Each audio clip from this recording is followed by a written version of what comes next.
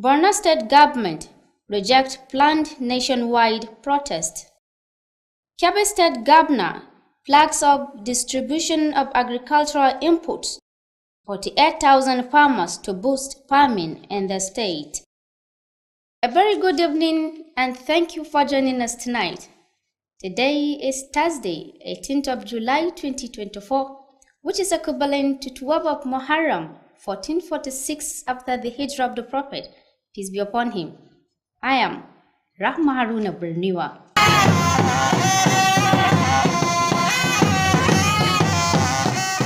President Bola Ahmed Tinubu on Wednesday launched the Nigerian Education Loan Fund in the Council Chamber of State House. In attendance at the inauguration as the leadership of the National Assembly, the Secretary to the Government of the Federation, some ministers, heads of agencies, and members of the board and management team of the Nigerian Education Loan Fund led by the board chairman, Jim Ovia. After launching the portal, President Tinubu handed out symbolic checks to students and some institutions. On his part, the MD, CEO of the Nigerian Education Loan Fund, Akintunde Sawyer, said the portal has received over 100,010 loan applications so far.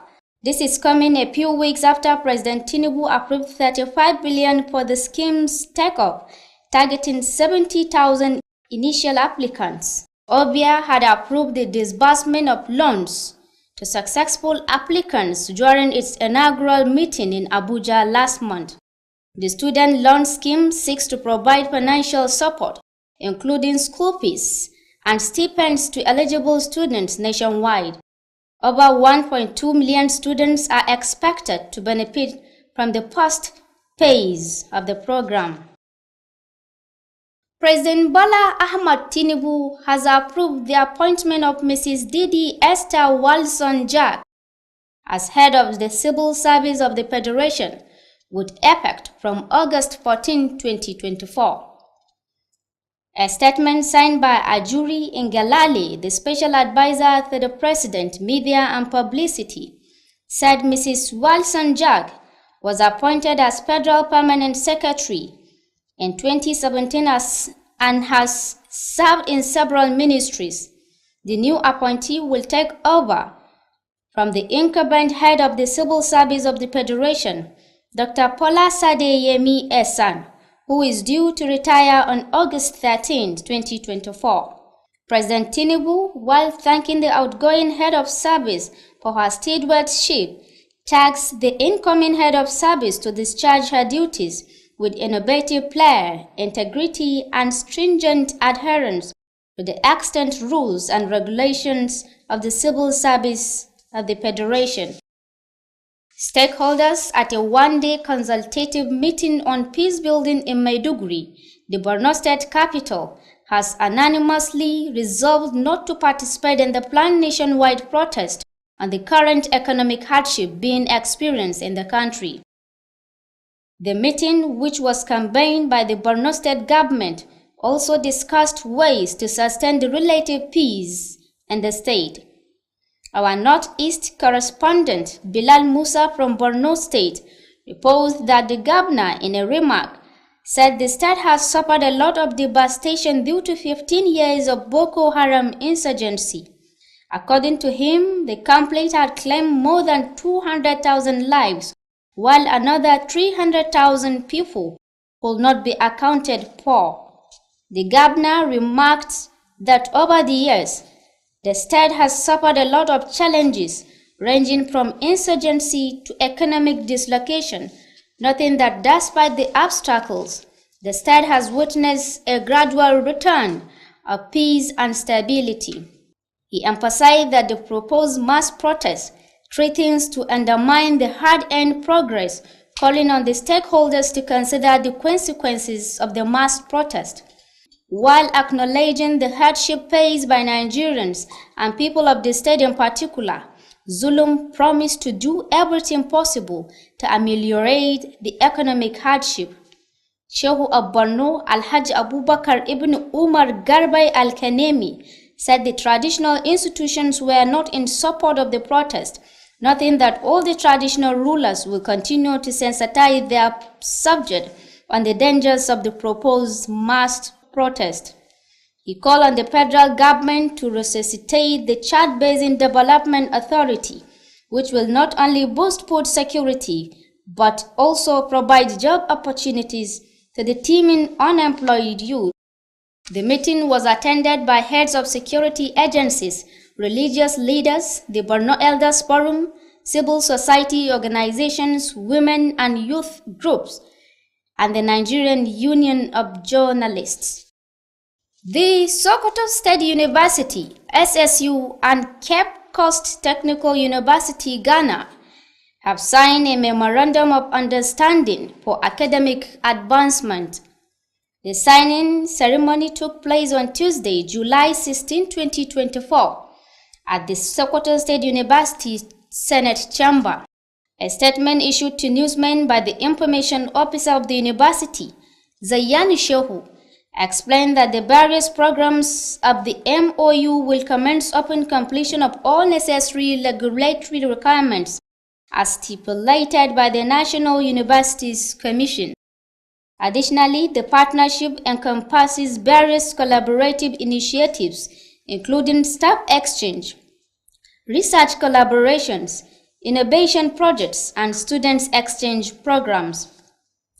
The Sokoto State University Vice-Chancellor, Prof. Bashir Garba, expressed optimism that the partnership will focus on innovative education, technological development, and economic advancement. He recalled a similar MOU signed during his tenure as Rector of Polytechnic of Sokoto State, which brought significant development in manpower development and internally generated revenue. Prof. Garba highlighted that faculties of engineering and agriculture have been constructed and furnished, and the university is ready to commence degree programs in engineering and agriculture once approved by the Sokoto State Government and the National Universities Commission. In his remarks, the visiting Vice-Chancellor of Cape Coast Technical University, Ghana, Prof. Kwaku Aduwumayim Bakwe, emphasized the importance of the nationalization of knowledge and the readiness of his university to share knowledge, research outcomes, and innovation with Sokoto State University. He noted that the university has 40 years of establishment and has upgraded from a polytechnic to a full-fledged university offering undergraduates and postgraduates programs. During the discussions before signing the documents, members of the two universities deliberated on the collaboration on how best to make it more vibrant and result-oriented for the benefit of the two institutions and humanity as a whole.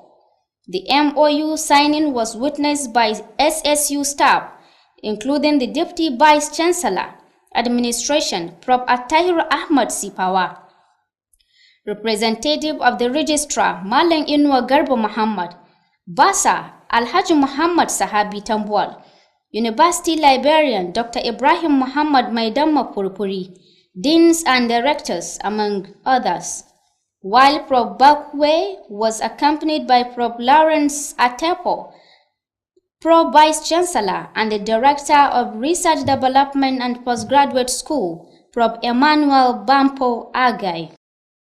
Governor Inouye Haya of Gombe State has announced that his government spent 150 million monthly to maintain cleanliness across the state.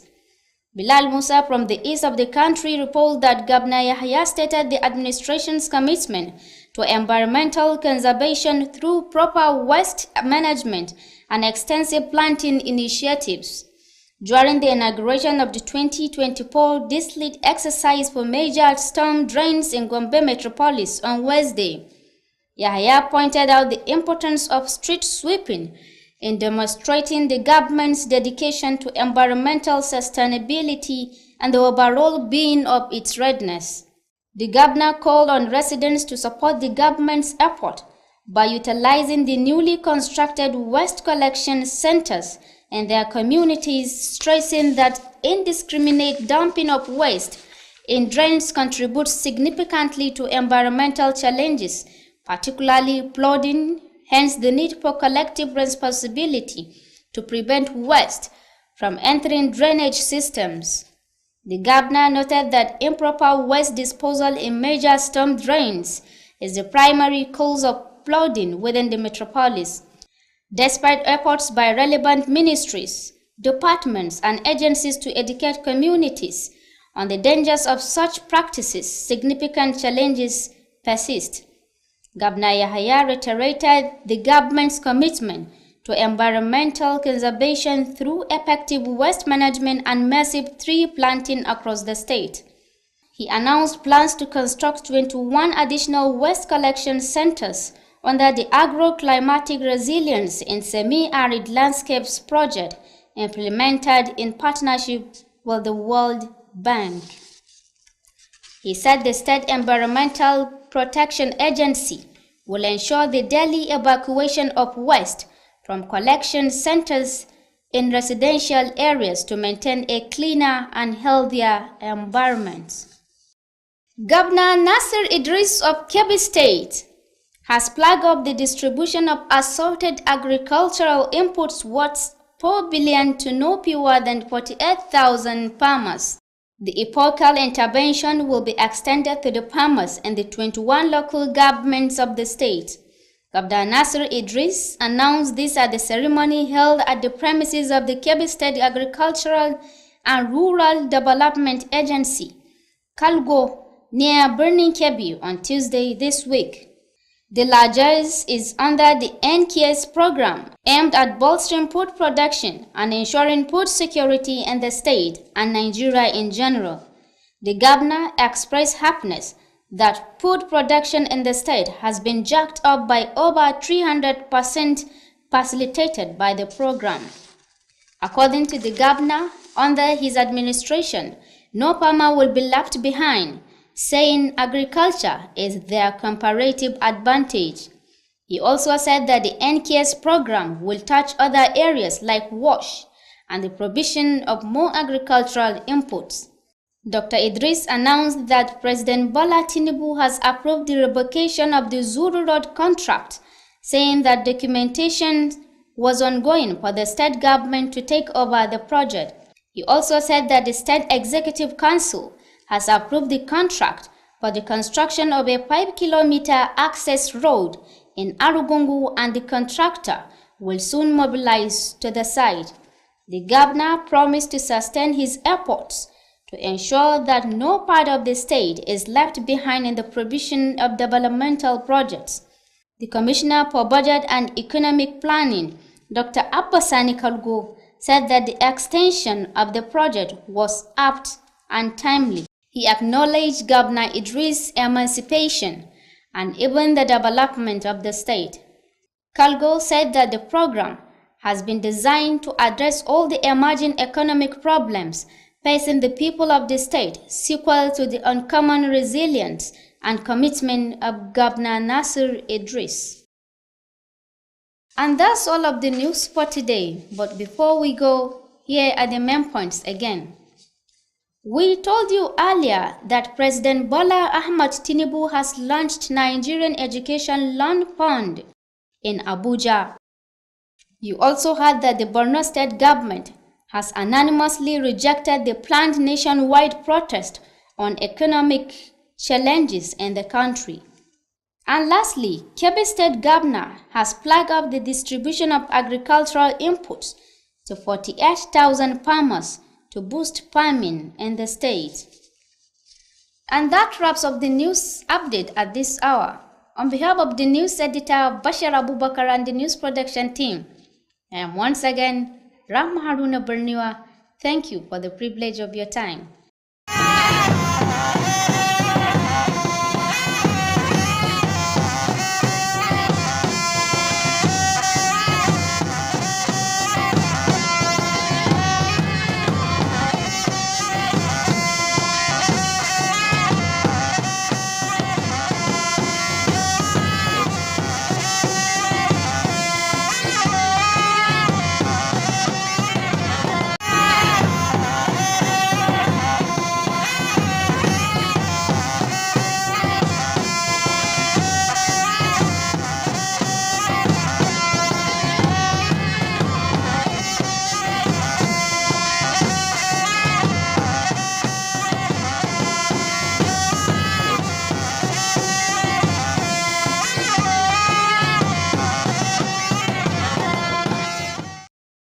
Shugaban ƙasa Bola Ahmed Tinubu ya ƙaddamar da asusun bayar da rance ga ɗaliban ƙasar nan.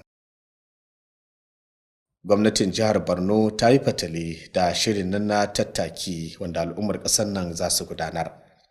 Gwamnan jihar Kebbi ya ƙaddamar da raba kayayyakin amfanin gona ga manoma 48,000 a faɗin jihar baki ɗaya. Jama'a assalamu alaikum, barkanmu da kasancewa da ku a labaran gidan talabijin na Alu TV yau Alhamis 18 ga watan 7 shekara ta 2024 wadda ta yi daidai da 12 ga watan Muharram shekara 1446 bayan hijirar fiyayyen halitta Annabi Muhammadu sallallahu alaihi wasallam daga Makka zuwa Madina. Sunana Hayatu Jibo Dallatu.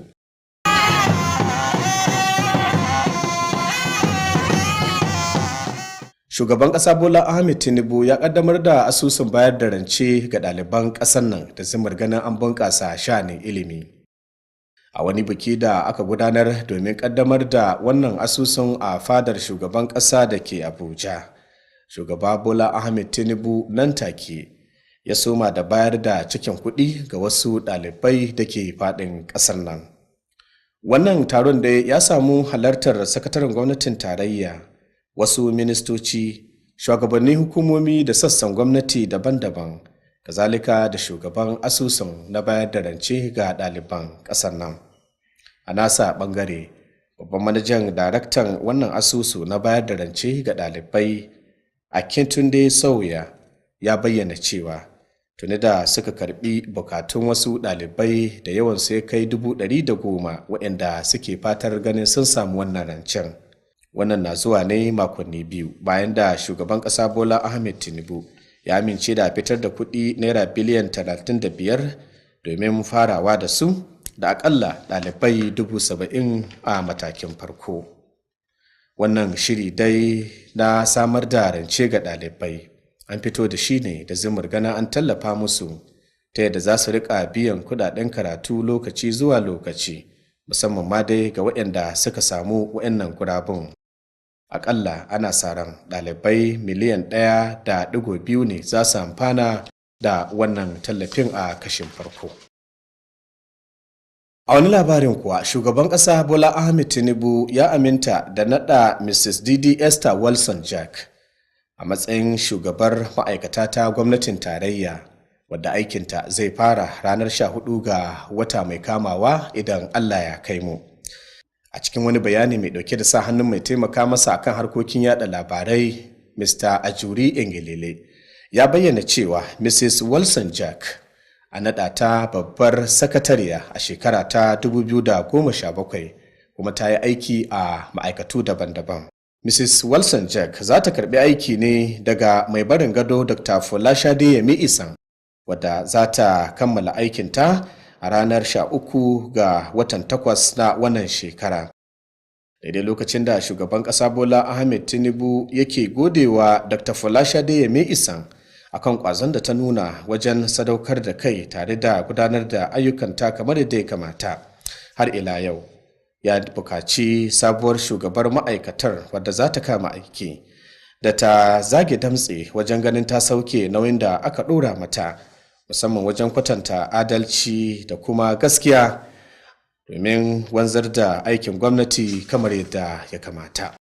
Masu hannu ga lamarin samar da tsaro a jihar Borno ga baki ɗaya sun amince da yin fatali da tattakin da ake ƙoƙarin gudanarwa a cikin ƙasar nan, biyo bayan matsin tattalin arziki da al'umma ke fuskanta a cikin ƙasa.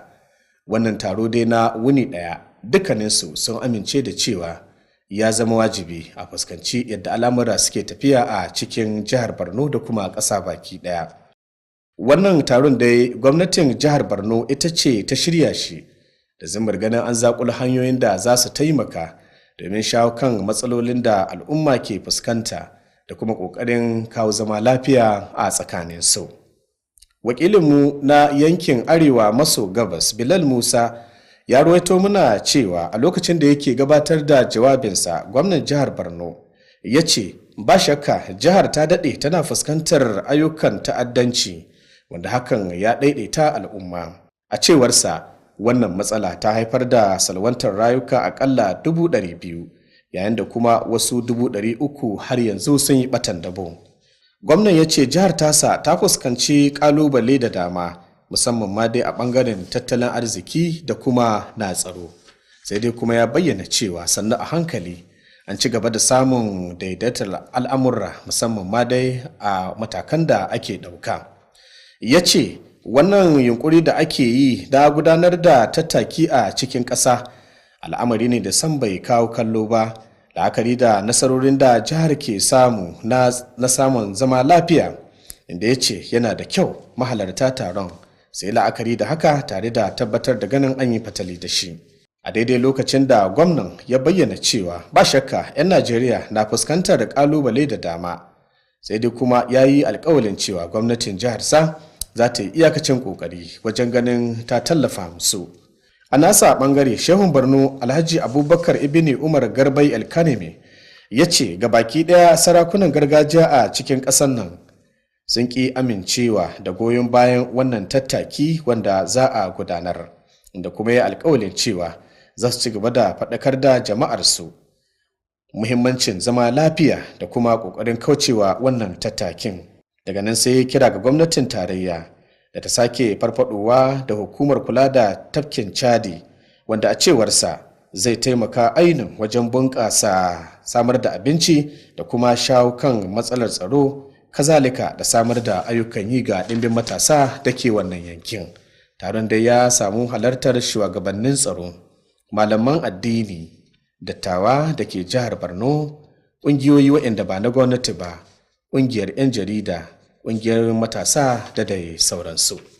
Jami'ar jihar Sokoto tare da takwararta ta Jami'ar Kimiyya da Fasaha da ke ƙasar Ghana sun sanya hannu a wata yarjejeniya, musamman ma dai ta fahimtar juna domin samun bunƙasar jami'o'in guda biyu.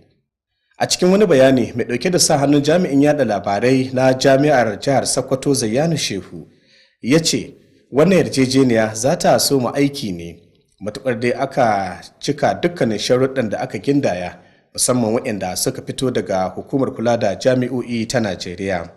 Har ila yau ya ce wannan yarjejeniyar an ƙulla ta ne da zimmar ganin an samu fahimtar juna a tsakanin malamai da kuma ƙoƙarin ganin ana samun sauyin malamai daga jami'o'in guda biyu, da bincike-bincike da ɗabbaƙar da wasu ayyuka waɗanda za su amfani jami'o'in guda biyu, kazalika da wasu shirye-shirye da ɗalibai ke gudanarwa a cikin jami'o'in. Shugaban jami'ar jihar Sokoto Farfesa Bashir Garba ya ce wannan yarjejeniyar za ta mayar da hankali wajen ganin an ƙara bunƙasa ilimin ɗalibai da kimiyya, kazalika da fasaha, da kuma bunƙasa tattalin arziki wanda jami'o'in suke koyarwa. Farfesa Garba ya bayyana cewa ya samar da sashen tsangayar injiniyanci, kazalika da bunƙasa aikin gona, kuma tuni aka kammala ginin sashen gabaki ɗaya. Ya ce jami'ar a shirye take wajen ganin ta soma gudanar da kwasa-kwasai na digirin farko a wa'innan fannukan guda biyu, matuƙar dai gwamnatin jihar Sokoto tare da hukumar kula da jami'o'i ta Najeriya ta amince da su. A cikin nasa kalaman, shugaban jami'ar kwalejin kimiyya da fasaha da ke ƙasar Ghana, Farfesa Kwaku Adutanyim Ayubukai, ya ce muhimmancin wannan yarjejeniya ya fi gaban ananata, la'akari da bunƙasa ilimi da kuma shirin da ake yi wajen ganin an samar da bincike-bincike waɗanda za su taimaka wa jami'o'in guda biyu. Ya ce jami'ar yanzu haka tana da shekaru 40 da kafata, kuma tana gudanar da karatu musamman ma dai a fannoni daban-daban da kuma kwasa-kwasai waɗanda ɗalibai suke gudanarwa a cikin jami'ar. A lokacin tattaunawa kafin sanya hannu ga waɗannan yarjejeniyar, dukkanin shugabannin sun haƙiƙance cewa taimakawa da kuma bunƙasa ilimi na ɗaya daga cikin abubuwan da za su mayar wa muhimmanci, musamman ma dai ta yadda jami'o'in za su bunƙasa kamar yadda ake bukata. Sanya hannun dai ya samu halartar ɗaukacin shugabannin jami'ar jihar Sokoto da mataimakan shugabannin jami'ar da Farfesa Attahiru Ahmad Sifawa wanda ya wakilci magatakardar jami'ar, da Malam Ino Garba Muhammad da Alhaji Muhammad Sahabi Tambuwal da dai sauransu. A nasa ɓangaren, jami'ar kimiyya da fasaha ta ƙasar Ghana da yake ƙarshen jagorancin Farfesa Bokai yana tare ne da rakiyar mataimakansa, kazalika da daraktoci na bincike-bincike da kuma masu gudanar da harkokin karatu da dai sauransu. Gwamnan jihar Gombe Inuwa Yahaya ya ce gwamnatin jiha tana kashe naira miliyan 150 a kowane wata domin ganin an tsabtace jihar gabaki daya. Wakilinmu daga arewa maso gabas Bilal Musa ya ce gwamna Inuwa Yahaya ya bayyana ƙudurin da gwamnatinsa take da shi wajen ganin an tsabtace muhalli ta hanyar yin amfani da shara da ake tarawa a cikin jihar. A lokacin wani buki na ƙaddamar da kwashe shara a garin Gombe na shekarar nan da aka gudanar ranar Laraba, gwamna Yahaya ya ce akwai bukatar ganin an ci gaba da tsabtace garin Gombe ga baki ɗaya, wanda ƙudurin gwamnati shine tabbatar da ganin an samar da tsabtataccen muhalli ga al'umma domin amfanin su ga baki ɗaya. Gwamnan ya yi kira ga al'ummar jihar Gombe da su ci gaba da bayar da goyon bayansu ga gwamnati, musamman ma dai a yunkurin da take yi wajen ganin an samar da cibiyoyi na zubda shara a yankuna daban-daban, inda ya ce yanzu haka dai ana kokari wajen ganin ana amfani da sharar da ake tarawa ta yadda za a rika amfani da ita a wani bangaren, yayin da kuma a wani bangaren za a samar da tsabtataccen muhalli, musamman ma dai fuskantar kalubalen da ake yi na barazanar ambaliyar ruwa, wanda hakan ya ce akwai bukatar ganin al'umma sun bayar da cikakken goyon bayansu domin samun nasara. Gwamnan jihar Kebbi Nasir Idris ya kaddamar da shirin bayar da kayayyakin amfanin gona ga akalla manoma 48,000 da ke fadin jihar. Wannan shirin dai an kaddamar da shi ne a dukkanin ƙananan hukumar mulki 21 da ke fadin jihar Kebbi. Gwamnan Nasir Idris ya bayyana haka ne a lokacin kaddamar da bayar da kayayyakin amfanin gona da aka gudanar a hukumar kula da bunƙasa ayyukan gona ta jihar Kebbi wato Karda da ke Kalgo. Gwamnan ya ce wannan tallafi yana ƙarƙashin wani shiri ne wato NKS a turance, wanda yake da zimmar ganin an samar da abinci da kuma ƙalubalen da al'umma ke fuskanta na barazanar shi a kulle yaumin. Gwamnan ya bayyana jin daɗinsa a kan yadda jihar take faɗi tashi wajen ganin an ƙara samar da abinci a tsakanin al'umma, inda ya ce yanzu haka kashi 300 daga cikin amfanin gonar da al'umma ke nomawa ana amfani da shi a jihar da kuma ƙasa baki ɗaya. Gwamna a cewarsa a ƙarƙashin gwamnatinsa ba za a bar kowane manomi baya ba, la'akari da cewa ya zama wajibi a tallafa musu ta yadda za a samu nasara ga baki ɗaya. Har ila yau ya ce wannan shirin bai tsaya ga bunƙasa ayyukan gona ba, zai taimaka har ila yau wajen ganin al'umma suna tsabtace jikinsu da kuma hannuwa da kuma ƙoƙarin ganin an samar da tsabta a tsakanin al'umma. Gwamna Idris ya sanar da shirin shugaban ƙasa Bola Ahmed Tinubu na karɓar shimfiɗa kwalta da ke Zuru, inda ya ce wannan kuwa zai taimaka gaya wajen ganin an sauƙaƙa wa al'umma musamman ma dai a zirga-zirgar da suke yi. Har ila yau ya bayyana cewa gwamnatin jihar ta aminta da shimfiɗa titi mai tsawon kilomita 5 a garin Argungu, inda kuma nan ba da jimawa ba za a kammala shi. Gwamnan daga bisani sai alkawali wajen ganin gwamnatinsa ta ci gaba da bunƙasa ayyukan gona da kuma sauke nauyin da ya rataye gare ta a wasu ɓangarorin daban-daban, musamman ma dai a ayyukan da take gudanarwa a kulle yaumin. Kwamishinan kasafi da bunƙasa tattalin arziki Dr. Abba Sani Kalgo ya bayyana cewa faɗaɗa wa'annan ayyuka za a yi shi ne a bisa tafarki da gwamnati take ƙoƙarin ganin an ɗabbaƙar da shi ta yadda za a samu nasara kamar yadda ya kamata. To jama'a, ƙarshen labaran kenan, amma kafin ne sallama da ku bari na sake so muku wasu daga cikin muhimman kanunsu. Mun ba ku labarin cewa shugaban ƙasa Bola Ahmed Tinubu ya ƙaddamar da asusun samar da rance ga ɗaliban ƙasar nan ta yadda za su bunƙasa harkokin karatunsu kamar yadda ya kamata. Har ila yau kun ji cewa gwamnatin jihar Borno ta yi fatali da shirin da ake yi na gudanar da tattaki a cikin ƙasar nan. Daga ƙarshe kuwa gwamnan jihar Kebbi ya ƙaddamar da raba kayayyakin amfanin gona ga manoma 48,000 domin ganin an bunƙasa harkokin noma a jihar gabaki ɗaya. A madadin wanda ya hidimar tace labaran Bashir Abubakar da sauran abokan aiki, Hayatu Jibo da Latuke ce da ku mu kasance lafiya.